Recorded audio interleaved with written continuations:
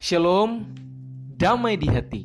Kembali dengan saya, Pendeta Muda Maruli Pongilatan, dalam suatu program yang dirancang oleh Departemen Sekolah Sahabat Dewasa, Jemaat Taman Harapan, di mana kita akan meringkaskan pelajaran-pelajaran Sekolah Sahabat Dewasa.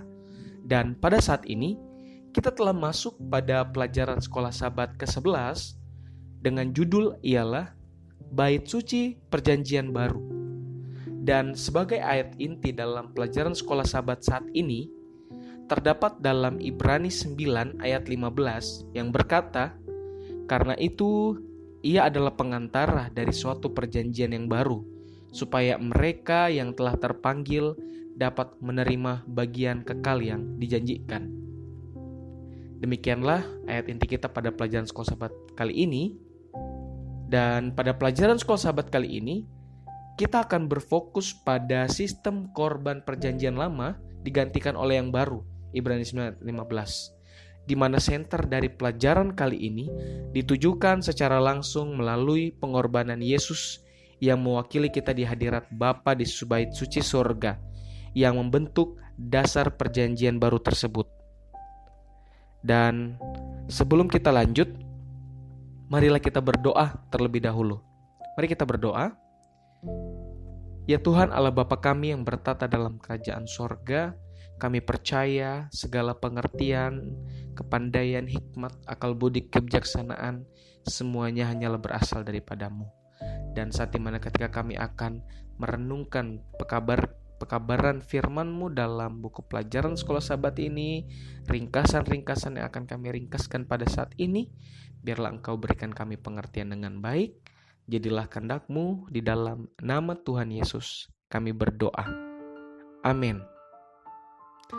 Umat-umat Tuhan yang dikasihi di dalam Tuhan Yesus Kristus, kembali kita mengulas ringkasan pelajaran Sekolah Sahabat yang ke-11, bagaimana bait suci perjanjian baru akan kita pelajari kali ini. Sekilas pelajaran pekan ini kita akan melihat bagaimana mengapa Allah ingin bangsa Israel membangun bait suci. Selanjutnya, apa yang diajarkan oleh bait suci mengenai Kristus sebagai pengganti kita. Dan yang terakhir, apakah yang Yesus lakukan di surga sebagai perwakilan kita. Demikianlah ulasan ringkas sedikit bagaimana poin-poin penting yang akan kita bahas dalam pelajaran Sekolah Sahabat ini. Jika saya tanya kepada saudara-saudara, bagaimana hubungan antara bait suci hadir di tengah-tengah umat dan apa dampak pengaruh bagi umat-umat Allah kala itu? Tentunya di dalam Imamat pasal 26 ayat 11 sampai 12, di situ diceritakan atau diterangkan lebih lanjut bagaimana maksud dan tujuan Allah menempatkan kemah suci atau bait suci itu di tengah-tengah umat Israel adalah bahwa itu menggambarkan bahwa Allah hadir di tengah-tengah umatnya dan ia akan menjadi Allah bagi umat-umatnya. Menjadi gambaran bagaimana bahwa Tuhan mau bait suci itu tinggal di tengah-tengah mereka. Kemudian dari situlah umat-umatnya akan melihat bagaimana kemuliaan Tuhan dinyatakan di tengah mereka. Ini adalah merupakan fokus utama dari Allah, bagaimana bait suci itu harus ada di tengah-tengah mereka. Menjadi sebuah gambaran bagaimana Allah itu harus senantiasa juga selalu berada di dalam hati kita, yang mengaku bahwa Ia adalah sebagai Tuhan dan Juru Selamat kita. Berbicara mengenai tentang bait suci di dalam perjanjian lama, itu tentu beridentik dengan pada saat ketika orang berdosa, mereka akan membawa korban-korban untuk dibawa ke bait suci dan disembelih, darahnya akan terpercik di Ka'bah tersebut, menjadi gambaran bagaimana bahwa dosa yang dilakukan oleh manusia harus menyebabkan tertumpahnya darah hewan itu. Jadi perbedaan orang zaman dahulu berdosa dengan zaman sekarang berdosa itu akan sangat terlihat. Ketika zaman dahulu kalau orang berdosa, mereka akan berbondong-bondong bawa binatang untuk tersembelih. Itu kalau untuk orang-orang yang memiliki keuangan lumayan, seperti itu, ekonomi yang lumayan. Tapi kalau ekonominya rendah, hanya diizinkan atau boleh lebih ringan, yaitu dengan burung merpati dan sebagainya. Nah, berbicara mengenai tentang bait suci di dunia, korban hewan di perjanjian lama itu dilembagakan oleh Allah untuk melepaskan orang berdosa dari kesalahan dan dosanya. Lalu korban-korban ini mengubah status orang berdosa dari bersalah dan patut menerima kematian kepada status, yaitu diampuni dan dipulihkan kembali dalam hubungan perjanjian Allah dan manusia. Nah, tetapi pada pengertian bahwa hewan korban itu ini adalah merupakan bersifat nubuatan, yang dimana bahwa tidak mungkin darah lembu dan kambing akan menghapus dosa. Ibrani 10 ayat 4. Dapat digambarkan bahwa seekor hewan korban berarti menunjuk ke masa depan atau nubuatan pada kedatangan hamba Allah yang adalah manusia ilahi, dan tentunya ini merujuk kepada Yesus Kristus itu sendiri. Kalau begitu, bagaimana dengan sistem korban yang perjanjian lama yang kini telah digantikan oleh yang baru? Nah, dalam Galatia 1 ayat 4 dikatakan bagaimana Yesus itu akan menyerahkan dirinya karena dosa-dosa saya dan saudara-saudara, untuk melepaskan kita dari dunia yang jahat sekarang ini menurut kehendak Allah dan Bapa kita. Perjanjian baru sepenuhnya itu merujuk kepada Yesus Kristus yang mati sebagai korban bagi dosa-dosa manusia. Jadi saat dimana ketika kita berbuat dosa yang tadinya harus kita yang mati, tetapi Yesus menggantikan kita, menggantikan yang harusnya kita mati dengan pengorbanan darahnya. Dan inilah yang menggambarkan bagaimana karena dosa-dosa kita, Kristus menyerahkan dirinya sendiri untuk dosa-dosa kita. Dia mengalami kematian yang pantas kita alami. Harusnya kita yang mati, tapi Yesuslah yang menggantikan saya dan saudara. Ingat, keselamatan hanya melalui darah Kristus. Tanpa hal itu, iman kita tidak akan bermakna. Kita sama saja dengan menaruh iman kita pada patung seekor ikan, di mana bahwa hanya di dalam Yesus ada keselamatan. Hanya melalui darah yang tertumpah, darah yang tercurah, melalui pengorbanan Yesus, maka akan adanya apa? Keselamatan. Itulah yang bisa kita rasakan pada saat ini. Jika itu adalah merupakan peran Yesus di dalam pengorbanannya di Ka'bah duniawi ini, bagaimana dengan Ka'bah yang ada di surga? Allah memilih untuk diam bersama dengan umatnya, berpusat pada korban hewan. Tetapi pelayanan itu tidak berakhir dengan kematian makhluk-makhluk ini.